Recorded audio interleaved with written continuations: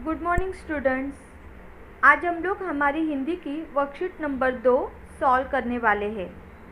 चलिए देखते हैं वर्कशीट नंबर 2, जिसमें पहली है किताबे कविता। किताबे की पूरी कविता हमने ली है, जो आपके टेक्स्ट बुक के पेज नंबर 12 और 13 पर है। तो इसकी लाइनें हैं, किताबें झांकती है बंद अलमारी के शीशों से, बड़ी हसरत से तकती है, से लेकर उनका क्या होगा वो शायद अब नहीं होंगे, यहाँ तक मतलब पूर्ण कविता है। आइए देखते हैं प्रश्न क्रमांक 1। प्रश्न पहला है, आकृति पूर्ण कीजिए। उसमें एक पद्यांश में मानवीकरण किया गया है जिनका वे। मानवीकरण किया गया है मतलब जिस तरह मानव के बारे में बताया जाता है, मतलब जिस तरह से मानव व्यवहार करता है, उस तरह से इस कविता में कौन व्यवहार कर रहा है? किताबें। नींद में चलना, बेचैन रहना, यह किताबें कर रही है। मतलब मानवीकरण किया गया है कि किताबें ऐसा कर रही है मानव की तरह, तो इसलिए इसका आंसर आएगा पद्यांश में मानवीकरण किया गया है जिनका वे किताबें। सेकेंड, कवि के अनुसार किताबों की बदली हुई दो आदतें। अभी देखिए, कवि के अनुसार किताबों की बदली हुई दो आदतें। आपके पेज नंबर 12 पे सेकेंड पैसेज देखिए, सेकेंड लाइन, बड़ी बेचैन रहती है किताबें, उन्हें अब नींद में चलने की आदत हो गई है। देखिए, गुजर जाती है कंप्यूटर के पर्दों पर, बड़ी बेचैन रहती है किताबें, उन्हें अब नींद में चलने की आदत हो गई है। तो यहाँ पे क्या आएगा आंसर?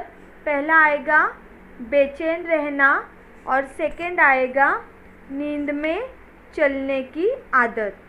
क्लियर? थर्ड है, पद्यांश में आया ग्रंथ रखकर पढ़ने का साधन। अभी देखिए, आपके पेज नंबर 13 पे टेक्स्ट बुक के सेकेंड लास्ट पैराग्राफ, ये पैराग्राफ पूरा पढ़ते हम लोग। कभी सीने पे रख के लेट जाते थे, कभी गोदी में लेते थे, कभी घुटनों को अपने रिहल की सूरत बनाकर। रिहल यानी घुटनों को रिहल की तरह बनाकर, ये जिस तरह से बुक रखते हैं ना टेबल पर, उस तरह से घुटनों को रिहल टेबल के जैसे रिहल की तरह बनाते थे। तो पद्यांश में आया ग्रंथ रखकर पढ़ने का साधन है रिहल। क्लियर? नाउ प्रश्न दूसरा, उत्तर लिखो। उसमें पहला है, पुस्तकों में कभी कभी ये मिला करते थे। पुस्तकों में कभी कभी क्या मिला करते थे? लास्ट पैराग्राफ देखिए, मगर वो जो किताबों में मिला करते थे, सूखे फूल और महके हुए रुक्के। किताबों में क्या मिला करते थे? सूखे फूल और रुक्के। तो यहाँ पे हम लोग लिखेंगे सूखे फूल और सेकंड आएगा रुक्के। पुस्तकों के पृष्ठ पलटने में अंतर तब और अब। मतलब कवि बोल रहे हैं कि किताबों का जो पेज है वो पलटने में तब क्या अंतर था और अब क्या अंतर है, यह कवि पूछ रहे हैं। तो तब देखिए यहाँ पे पेज नंबर 13 पे ही, जुबां पर जो जायका आता था तब, मतलब तब में क्या आएगा? जुबां पर जायका आता था। पुस्तकों का जब पेज पलटते थे तब क्या होता था? जुबां पर जायका आता था, मतलब जीभ पर जायका आना। और सेकंड है, अब उंगली क्लिक करने से बस झपकी गुजरती है, मतलब सेकंड आएगा उंगली से क्लिक करना। क्लियर? यानी पुस्तकों के पृष्ठ पलटने में अंतर तब, जीभ पर जायका आना, और अब में आएगा उंगली से क्लिक करना। नेक्स्ट, पद्यांश में आया प्रसिद्ध पेड़। देखिए, पद्यांश में कौन सा पेड़ आया है? Second last paragraph, second last line, नीम सजदे में पढ़ा करते थे, यानी नीम के नीचे बैठकर। यानी कौन सा पेड़ आया है? नीम का पेड़ आया है यहाँ पे। प्रश्न 3, दो ऐसे प्रश्न बनाइए जिनके उत्तर निम्नलिखित शब्द हो। पहला है हसरत से और दूसरा कदरे। जैसा कि मैंने पहले वर्कशीट में आपको बताया था कि क्वेश्चन ऐसा बनाना है जिसका उत्तर निम्नलिखित शब्द होना चाहिए। तो अभी हसरत से, हसरत से कौन देखता था? तो किताबें। तो क्वेश्चन क्या आएगा? किताबें किस तरह ताकती है? प्रश्न आएगा किताबें किस तरह ताकती है? तो आंसर आएगा बड़ी हसरत से ताकती है। तो प्रश्न लिखेंगे किताबें किस तरह ताकती है। सेकंड, कदरे। कदरे मतलब अब घर में क्या नहीं नज़र आती, या फिर अब घर में क्या नज़र नहीं आती। अब घर में क्या नज़र नहीं आती, यानी यह आंसर क्या आएगा? कदरे। तो क्वेश्चन लिखेंगे अब घर में क्या नज़र नहीं आती। देखिए प्रश्न चौथा, संजाल पूर्ण कीजिए। कवि किताबें यहाँ रखते थे। देखिए पेज नंबर 13 पे सेकंड लास्ट पैराग्राफ में ही दिया है। कभी सीने पर रख के लेट जाते थे, कभी गोदी में लेते थे, कभी घुटनों को अपनी रिहल की सूरत बनाकर नीम सजदे में पढ़ा करते थे। छूते थे ज़बी से यानी माथे से वो सारा इल्म तो मिलता रहेगा आइंदा भी। मतलब कैसे? कभी किताबें कहाँ रख कर पढ़ते थे? सीने पर, एक आएगा सीने पर, दूसरा आएगा गोदी में, 3 आएगा घुटनों पर और 4 आएगा माथे से लगाकर। क्लियर? नाउ प्रश्न पांचवा, निम्नलिखित शब्दों के समानार्थी शब्द लिखिए। इल्म, ज्ञान। इल्म, ज्ञान। सेकंड, आइंदा, भविष्य में। आइंदा, भविष्य में। प्रश्न छठा, निम्नलिखित शब्दों के विलोम शब्द लिखिए। यहाँ पे थोड़ा सा करेक्शन है। विलोम शब्द के बदले यहाँ पे लिखिए वचन बदलकर लिखिए। तो विलोम कट कर दीजिए और वहाँ पे लिखिए वचन बदलकर लिखिए।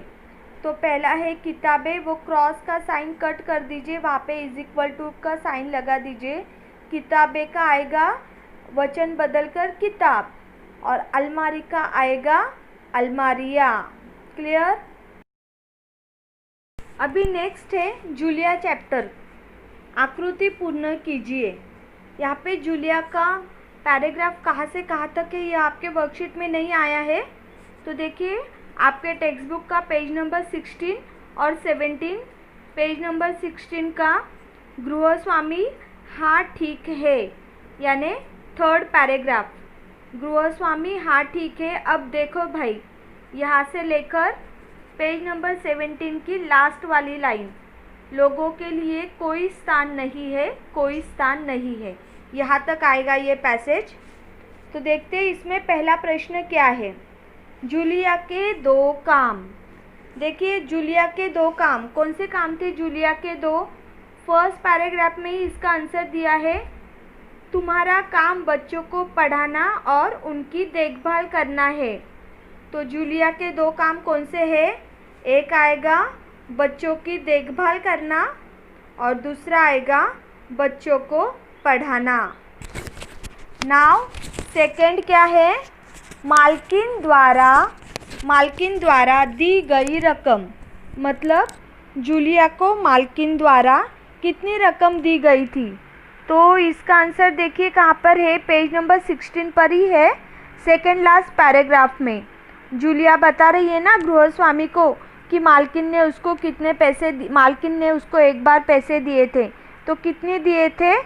मालकिन ने दिए थे सिर्फ 3 रूबल। तो मालकिन द्वारा दी गई रकम आएगा 3 रूबल। तो यहाँ पे हम लोग लिखेंगे 3 rouble. Okay, clear? Now next, गृहस्वामी ने दिए जूलिया को नकद। अभी मालकिन द्वारा दी गई रकम थी 3 रूबल। अभी गृहस्वामी ने जूलिया को कितने दिए नकद? सब कट करके, सब काट कर। तो देखिए पेज नंबर 17 पे स्टार्टिंग की ही 4th नंबर की लाइन, दो बचते हैं 11 रूपल देते हुए, संभाल लो, गिन लो, ठीक है ना? तो गृहस्वामी ने कितने दिए? 11 रूपल। तो यहाँ पे हम लोग लिखेंगे गृहस्वामी ने जूलिया को नकद दिए 11 रूबल। तो लिखेंगे 11 रूबल। नेक्स्ट देखिए, जूलिया के मन के भाव दर्शाने वाले स्वर।